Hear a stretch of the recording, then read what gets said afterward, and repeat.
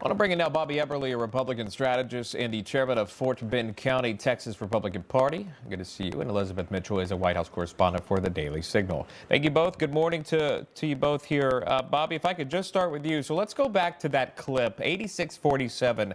And there you have James Comey, the head of law enforcement once upon a time, who references during this interview what he knew 86 to be as a child. That's what I picked up on, not what he knew it to be as the FBI director, or potentially what that could mean. What did you make of that interview? Did he receive enough pushback on that interview, Bobby? No, I think he should get more pushback. But you know what this is it's the culmination that we saw during the election cycle of Americans pushing back. This is a leftist that tries to be part of what I call the clever class. You know, we'll throw something out there that's highly offensive, in this case, you know, illegal, and we'll chuckle in our own little circle and nothing will come of it. And that all changed recently because people are fighting back. They don't take this. They don't take the cancel culture. And that's why there's the outrage, because this is an outrageous statement.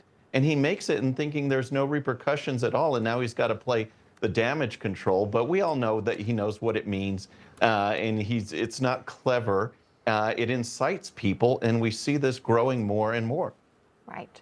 Bringing down the temperature. You can always lean on the safer side. That's probably best. And you don't know who you might be impacting in a social media post. That's sort of what the Deputy FBI Director, Dan Bongino, has pointed out. He's now claiming, Elizabeth, that the agency is investigating incidents related to it, saying we're dealing with copycats, sending cryptic threats to public figures using the 86 reference. Whether they turn out to be legitimate threats or not, taxpayer-funded public safety agents are going to have to run these all out and investigate them. It's a reminder of the damage self-serving individuals with a history of extremely poor judgment can do when they fail to control their impulses. Elizabeth, your thoughts on what this has now led to? I think Bongino really does sum up the problem here, because even if James Comey didn't know exactly what he was saying in that post, he's still a public figure with a large social media following who needs to exercise extreme care when he posts, because there are a lot of mentally unstable people out there who could read that post and decide that as a call for more violence. We've already seen 2 fairly close calls on the president's life from people who are mentally unstable and sought to kill President Trump. And so I think someone who was the former FBI director really should have been more careful before making a post like this, even if he didn't have bad intentions. If we could just switch really and pivot, if we could, back to the congresswoman in New Jersey that was recently charged for assaulting ICE officers there at an ICE facility. We've seen the the mayor of Newark, New Jersey.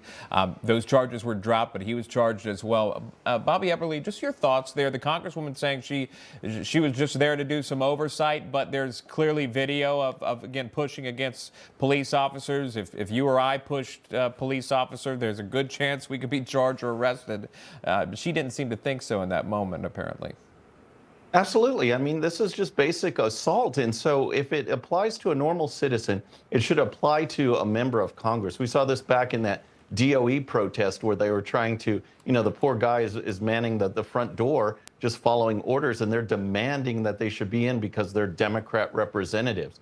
Again, this goes back to this leftist mentality that they can say or do anything without any consequences at all. And then they're shocked. They're absolutely shocked and outraged when someone says, no, you can't do that. You have to follow the law. So I actually hope these charges go through and then she's punished for it. Maybe that'll send a message to just follow the law. Yeah.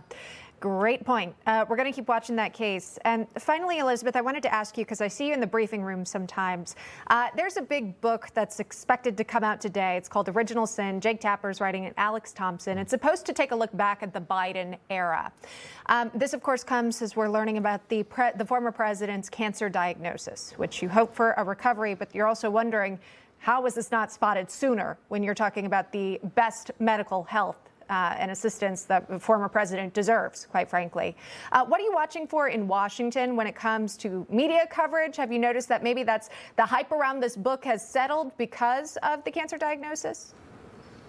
I think a lot of the hype around this book is pretty uncalled for, considering conservative media saw the president's decline for years. For years, many reporters were saying that Biden is declining and that the White House is covering it up. And the fact that these two liberal reporters didn't notice it until after the 2024 election shows that they were very late to the game. But I do agree that the timing of the announcement of the cancer announcement, which we're very sorry to hear, and this book is very odd and raises a lot of questions. That is Elizabeth Mitchell sharing her opinion on that. And Bobby Eberle, thank you both so much for being our panelists. We appreciate that.